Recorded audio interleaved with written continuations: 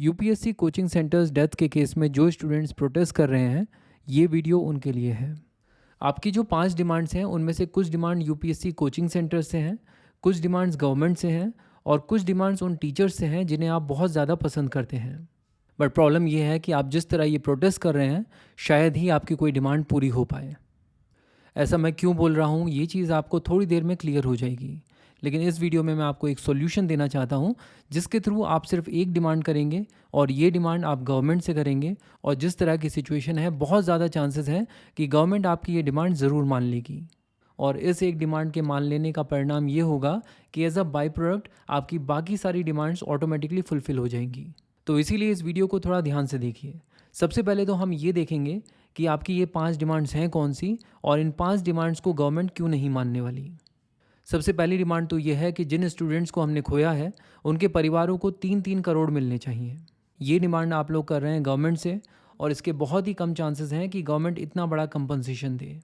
In fact अगर आप compare करें कि अगर रेल दुर्घटना में किसी की डेथ होती है तो सरकार उसे कंपनसेट करती है मैक्सिमम 8 लाख रुपीज़ से। दूसरी डिमांड आपकी गवर्नमेंट से ये है कि एमसीडी ऑफिशियल्स और कोचिंग इंस्टीट्यूट्स के ऊपर स्ट्रिक्ट लीगल एक्शन हो। और अभी तक जो डेवलपमेंट हुए हैं उनमें हम लोगों ने देखा कि एमसीडी ऑफिशियल्स में जूनियर इंजीनियर और असिस्टेंट इंजीनियर्स को टर्मिनेट कर दिया गया है और कुछ कोचिंग इंस्टीट्यूट्स के बेसमेंट्स को सील कर दिया गया है। बट आप एक बात बताइए, 27 तारीख को ये इंसिडेंट हुआ है, उसके बाद लगातार ये मुद्दा पूरी तरह से हाईलाइटेड है और उसी दिन से जेसीबी लगातार अपना काम कर रही है और सरकार से लोग आकर यहाँ पर आपको इंश्योर करते हैं कि अब ये सिचुएशन यहाँ पर दोबारा से नहीं होगी। इसके बावजूद अगर पानी वहाँ पर फिर से आज भर जा रहा है, तो क्या असिस्टेंट इंजीनियर और जूनियर इंजीनियर इस तरह की सिचुएशन को पहले कंट्रोल कर सकते थे? और वो भी तब जब कोचिंग इंस्टीट्यूट्स ने ड्रेनेज तक के सिस्टम को पूरी तरह से एनक्रोच करके रखा हुआ था। क्या उनके पास इतनी पावर थी कि वो कोचिंग इंस्टीट्यूट्स द्वारा एनक्रोच्ड एरियाज़ को हटा सकते थे?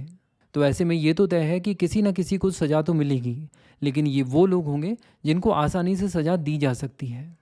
और अगर बात करें कोचिंग इंस्टीट्यूट्स की, तो जिन कोचिंग इंस्टीट्यूट्स के बेसमेंट्स को सील किया गया है, उन्हीं लोगों को सरकार कमेटी में शामिल कर रही है और उन्हीं लोगों के साथ सॉल्यूशन डिस्कस किए जा रहे हैं। तो ऑब्वियस सी बात है कि ये बेसमेंट्स को जो सील किया गया है, ये बेसिकली लोगों के गुस्से को शांत करने के लिए किया गया है। कुछ समय के बाद ये सीलिंग ऑटोमेटिकली आप देखेंगे कि हट जाएगी। तो इस केस में रियल कल्प्रिट्स कौन है, ये तय कर पाना ही अपने आप में बहुत ज़्यादा मुश्किल है। और इसके ऊपर से जो रियल कल्प्रिट्स हैं भी, वो बहुत ही ज़्यादा पावरफुल हैं। तो यहाँ पर जो भी एक्शन लिया जाएगा वो basically natural course of justice के तौर पे लिया जाएगा। जस्ट बिकॉज आप प्रोटेस्ट कर रहे हैं और डिमांड कर रहे हैं, इसकी वजह से ऐसा कुछ होगा, ये पॉसिबल नहीं है। इसके बाद आपकी नेक्स्ट डिमांड ये है कि गवर्नमेंट यहाँ पर एक नई अथॉरिटी बनाएगी और उसको फंड्स एलोकेट किए जाएंगे ताकि ओल्ड राजेंद्र नगर और मुखर्जी नगर में ड्रेनेज इशू को और वायरिंग प्रॉब्लम को पूरी तरह से दुरुस्त किया जा सकेगा। देखिए, दिल्ली में पहले से ही बहुत सारी अथॉरिटीज़ मौजूद हैं डिफरेंट काम करने के लिए, और इसी वजह से बहुत सारी कॉम्प्लेक्सिटीज़ पहले से हैं। तो एक और नई अथॉरिटी क्रिएट हो जाने की वजह से ये प्रॉब्लम पूरी तरह से सॉल्व हो जाएगी, ये कहना बहुत ही ज़्यादा मुश्किल है। यहाँ पर ये जो प्रॉब्लम है वो है कमिटमेंट की, और कमिटमेंट की ये प्रॉब्लम कैसे सॉल्व होगी वो हम लोग अभी थोड़ी देर में देखने वाले हैं। अब आते हैं आपके नेक्स्ट डिमांड के ऊपर, जहाँ पर आप चाहते हैं कि tenants, landlords, libraries, coaching institutes, उनके फ़ीस स्ट्रक्चर और सेफ्टी इंफ्रास्ट्रक्चर से रिलेटेड कुछ नई रेगुलेशंस बनाई जाएँ। तो आई एम श्योर कि इससे रिलेटेड गवर्नमेंट ज़रूर एक्शन लेगी और इससे रिलेटेड कुछ रेगुलेशंस हमें ज़रूर फ्यूचर में देखने को मिलेंगी। इसके बाद आपकी नेक्स्ट डिमांड आपकी उन टीचर्स से है जिन्हें आप बहुत ज़्यादा पसंद करते हैं और आप चाहते हैं कि वो आपके साथ वहाँ पर मौजूद हों और आपके इस प्रोटेस्ट को लीड करें। अब प्रॉब्लम ये है कि जिन टीचर्स को आप चाहते हैं कि वो आपको सपोर्ट करें, उनके खुद के कोचिंग सेंटर्स स्टेक्स पर हैं और ऐसे में उनके लिए काफ़ी डिफ़िकल्ट होगा कि वो आपके इस मूवमेंट को लीड करें अपने ही अगेंस्ट। अब आते हैं सॉल्यूशन पर। देखिए, जिस तरह की सिचुएशन अभी ओल्ड राजेंद्र नगर या मुखर्जी नगर में है, उसके बेस पर ये कहा जा सकता है कि इंफ्रास्ट्रक्चर यहाँ का बिल्कुल भी रेडी नहीं है कि स्टूडेंट्स यहाँ पर रहकर पढ़ सकें। इसीलिए गवर्नमेंट को यहाँ पर इंटरफेयर करना चाहिए और यहाँ पर रहने वाले सभी स्टूडेंट जो इन कोचिंग इंस्टीट्यूट से पढ़ रहे हैं, उनकी फ़ीस रिफ़ंड करा देनी चाहिए इमीडिएटली। इसके अलावा जिन स्टूडेंट्स की जान गई है, उनके फैमिली मेम्बर्स को कोचिंग इंस्टीट्यूट्स द्वारा 3 करोड़ का कंपनसेशन दिया जाना चाहिए। आई एम श्योर कि अगर आप सिर्फ यही एक डिमांड गवर्नमेंट के सामने रखें तो गवर्नमेंट यहाँ पर डेफिनेटली इंटरफेयर करेगी और कोचिंग सेंटर से ये आपकी ये डिमांड पूरी करवाएगी। बट अब आपके यहाँ पर 2 क्वेश्चंस हो सकते हैं कि पैसे रिफंड हो जाने से आपकी बाकी सारी डिमांड्स कैसे फुलफ़िल होंगी।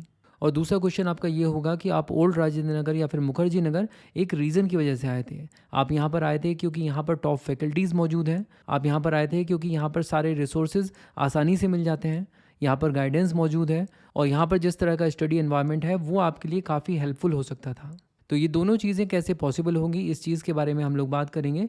चलिए सबसे पहले देखते हैं कि रिफ़ंड मिल जाने की वजह से आपकी बाकी सारी डिमांड्स कैसे फुलफ़िल होंगी। देखिए, जैसा कि मैंने कहा कि अगर गवर्नमेंट इंटरफेयर करे तो 3 करोड़ का कंपनसेशन भी मिल जाएगा और आपको आपकी फ़ीस भी रिफ़ंड हो जाएगी। और अगर यहाँ पर मौजूद सभी यूपीएससी कोचिंग सेंटर्स को फ़ीस रिफ़ंड करनी पड़े तो ये उनके लिए एक बहुत ही बड़ा फाइनेंशियल इम्पैक्ट होगा।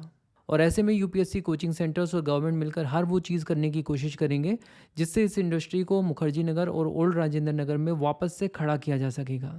फॉर एग्जांपल, अगर हम लोग बात करें आपकी पहली डिमांड की, तो वो तो गवर्नमेंट के इंटरफेरेंस की वजह से पूरी हो ही जाएगी। और अगर बात करें एमसीडी ऑफिशियल्स और कोचिंग इंस्टीट्यूट्स के अगेंस्ट स्ट्रिक्ट लीगल एक्शन की, तो इसके बारे में तो हम लोग पहले ही बात कर चुके हैं कि यहाँ पर जो होना है वो तो होगा ही, इसमें प्रोटेस्ट कुछ नहीं कर सकता। तीसरी डिमांड थी ओल्ड राजेंद्र नगर में ड्रेनेज इशू और वायरिंग प्रॉब्लम को दुरुस्त करने से रिलेटेड।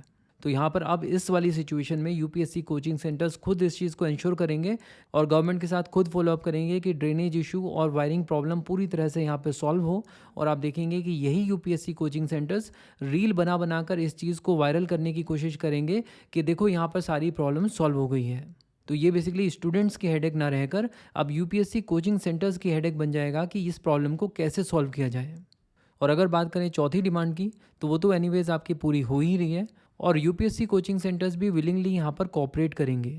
उन्हें करना ही पड़ेगा क्योंकि वही उनके लिए फ़ायदेमंद चीज़ होगी यहाँ पर। और पांचवी डिमांड, जहाँ पर आप अभी एक्सपेक्ट कर रहे हैं कि टीचर्स आकर आपके लिए प्रोटेस्ट को लीड करें, आप देखेंगे कि इनकी खुद की मजबूरी बन जाएगी कि ये गवर्नमेंट के अगेंस्ट प्रोटेस्ट करें कि भाई यहाँ की वायरिंग प्रॉब्लम और ड्रेनेज सिस्टम को इम्प्रूव किया जाए।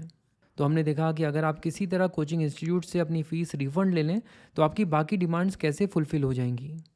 अब देखते हैं कि जिस पर्पज़ के लिए आप मुखर्जी नगर या ओल्ड राजेंद्र नगर आए थे, क्या वो यहाँ से जाने के बाद भी वो पर्पज़ फुलफ़िल हो सकता है या नहीं।